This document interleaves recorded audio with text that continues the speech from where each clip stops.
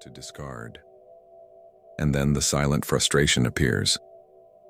But I was just trying to do the right thing. The problem is that the world respects boundaries, not intentions. Good intention doesn't create authority. Presence does, posture does, power does. Here's the counterintuitive claim. Being too kind may be sabotaging your life, not because kindness is bad, but because virtue without strategy becomes vulnerability. If you never enforce boundaries, you teach people to cross them. And yes, those who don't enforce boundaries teach others to cross them. That isn't cruelty, it's human nature. But calm down. The solution isn't becoming cold, aggressive, or manipulative. The solution is becoming unshakable. It's understanding that power protects kindness. That being good doesn't mean being weak, but being naive is expensive. And that there's a point of balance where you remain an ethical person, but impossible to exploit. Throughout this video, you'll understand how to turn your kindness into real strength. How to develop presence, clear boundaries, and silent authority. Because in the end, respect is born from the perception of power. And once you master that, something changes inside you. And especially in how the world reacts to you. He always believed that being a good person was enough. He helped. He understood. He avoided confrontation. Deep down, he wanted to be admired for his morals. But life is a ruthless teacher. Showed him something no one likes to admit. Kindness without strength is an invitation to exploitation. When there's no structure behind virtue, it becomes an open field. And the world, let's be honest, tests everything that looks easy to cross. Over time, he began to notice small signals. People showed up late to meetings with him, interrupted him mid-sentence, ignored his requests. It wasn't bad luck. It was a pattern. Because the world respects boundaries, not intentions. He had good intentions, but he had no presence, and there's a huge difference between the two. Being good doesn't mean being weak, but being naive is expensive. Naivete opens doors that are hard to close later. Think of a manager who never corrects the team. At first, he's the cool boss. Later, he becomes the boss everyone ignores. Because those who don't enforce boundaries teach others to cross them. And that leads to a truth few people accept. Power protects kindness. Without power, virtue becomes an easy target. And once you understand that, an uncomfortable question appears. To what extent could too much generosity be eroding your authority? Did you like this first topic? Or do you want to adjust something? Go deeper. Make it more intense. Add another practical example. He believed that the more he gave, the more he would be valued. He worked late, solved problems that weren't his, covered other people's mistakes. At first it looked noble, but little by little he noticed a subtle detail. No one respected him more because of it. If anything, the opposite happened. Virtue without strategy becomes vulnerability. When he gave everything without criteria, he made it clear his time and energy had no cost. Generosity is beautiful, but when mismanaged, it turns into self-sabotage. A leader who always grants raises without demanding performance teaches that effort isn't necessary. A father who never says no raises children who can't tolerate frustration. The world respects boundaries, not intentions. And like it or not, respect is born from the perception of power. If the perception is that you always give in, your authority starts to evaporate. There's a massive difference between being generous and being permissive. He learned that when he began setting clear criteria, help, yes, but with deadlines, responsibility, and reciprocity. A simple, I can help up to this point changed everything. Because strategic kindness is strength under control. Without that, generosity stops being a virtue and becomes fragility. And then another inevitable question arises. What happens when kindness becomes a predictable pattern? Did you like this second topic, or do you want to adjust something? Maybe add more practical examples or make it even deeper. He was kind by nature. He greeted everyone, avoided conflict, preferred to yield rather than create discomfort. At first, he was seen as pleasant. Later, as predictable. And predictability, when it isn't backed by firmness, becomes a gap. Because yes, Kindness without strength is an invitation to exploitation. People don't test those who enforce clear boundaries. They test those who seem incapable of saying enough. In meetings, he agreed just to keep harmony. At work, he accepted extra tasks so he wouldn't seem difficult. The result? Overloaded, while others learned they could push responsibilities onto him. It's hard to admit, but morality without social intelligence loses ground to those who calculate. Anyone who understands power dynamics quickly spots the person who always yields, and then something silent happens. Being feared can be safer than being merely loved. This isn't about becoming arrogant or cold, it's about calibration. He began practicing small changes, keeping strategic silence when provoked, answering with firm questions like, "What's your concrete proposal?" And most importantly, learning to say no without apologizing. Because those who don't enforce boundaries teach others to cross them. And when kindness stops being naive and becomes conscious, the game changes. But there's still a delicate point few people notice: the danger of mercy without limits. Did you like this third topic, or do you want to adjust something, make it more intense, add a more realistic example, or go deeper into the strategic part? He always believed forgiveness was a sign of greatness, and in many ways, it is. But there's a subtle difference between mercy and permissiveness. When someone made a mistake once, he understood. Twice, he let it slide. 3 times, he still justified it. And without realizing it, he created a dangerous pattern, because kindness without strength is an invitation to exploitation. Emotional predators don't attack the ones who react. They attack the ones who tolerate. There's something in human nature that tests boundaries. It isn't pure evil, it's instinct. If someone betrays your trust and faces no consequence, they learn they can repeat it.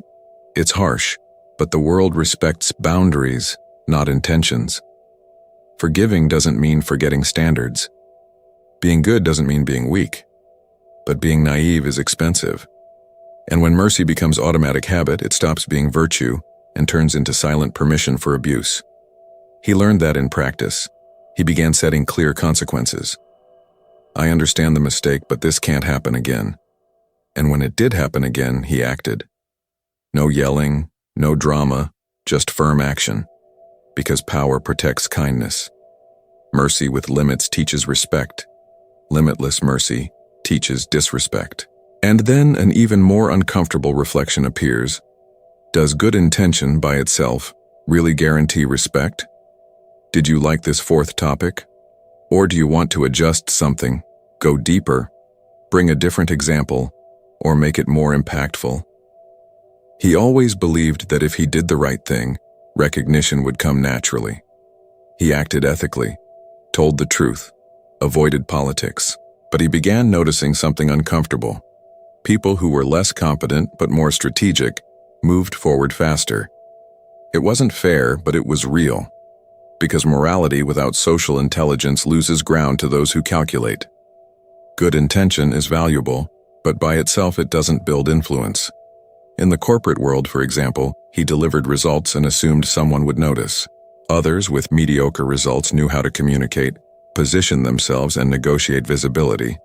That isn't manipulation, it's contextual awareness. Respect is born from the perception of power. If no one perceives your strength, it doesn't exist socially. And here's the crucial point. Virtue without strategy becomes vulnerability. So he started acting differently. He began presenting his results clearly, documenting achievements, speaking firmly about his contributions. He didn't change his morals, he just added social intelligence.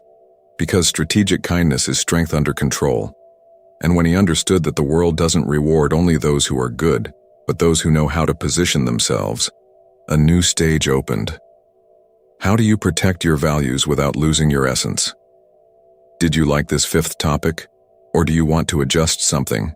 Maybe add a more specific example or go deeper into the practical side. He finally understood he didn't need to abandon his essence to survive. He needed to protect it. There's a huge difference between being good and being unprepared.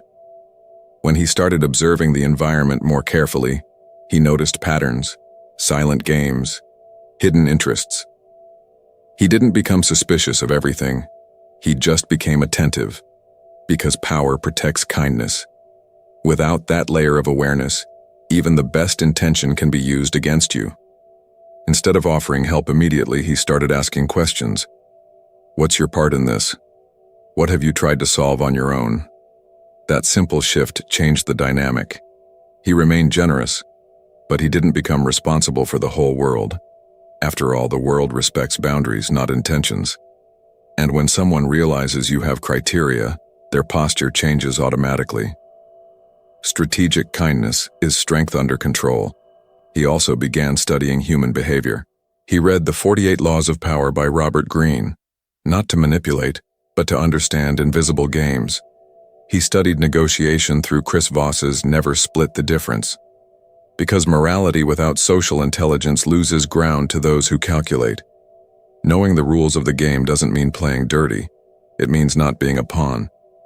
And the more he understood people, the more he realized something essential. Understanding human nature isn't optional. It's survival. Did you like this sixth topic, or do you want to adjust something? Maybe go deeper into the strategy or include another practical example. He used to think people acted from clear principles. After a few disappointments, he realized most people act from interest, fear, ego, or convenience. That isn't cynicism. It's observation. Anyone who ignores that lives frustrated. Because, like it or not, morality without social intelligence loses ground to those who calculate. Understanding human nature isn't becoming cold. It's stopping yourself from being surprised. He started paying attention to patterns. Those who praise too much usually want something. Those who criticize publicly may be competing. Those who promise a lot often deliver little. This isn't paranoia. It's strategic reading. As an old mentor once told him, watch what people do when they think no one is watching. Because respect is born from the perception of power, and people who understand manipulation rarely become victims of it.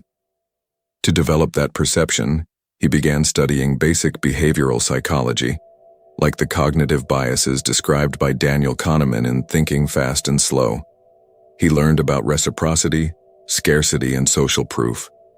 Not to use them against others, but to recognize when they were being used against him.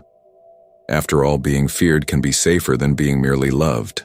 And when you understand the invisible game, you begin to realize your kindness can become something far more powerful, if you use it consciously. Did you like this seventh topic? Or do you want to adjust something? Go deeper, include more everyday examples, or make it more impactful. He finally understood something that changes everything. You don't have to choose between being good or being strong. True maturity is combining both. When kindness comes with firm posture, it stops being seen as fragility. Because strategic kindness is strength under control. And when that strength is perceived, something interesting happens. Respect is born from the perception of power. He began acting with clarity. He helped, yes, but with criteria. He forgave, but with consequences. He spoke politely, but with firmness in his eyes and his voice. He didn't need to raise his voice to be heard. He learned that being good doesn't mean being weak, but being naive is expensive, and that those who don't enforce boundaries teach others to cross them. The difference was simple. His boundaries were visible, even if silent. In the professional environment, for example, he began negotiating deadlines before accepting demands. In his personal life, he made clear what he accepted and what he would not tolerate.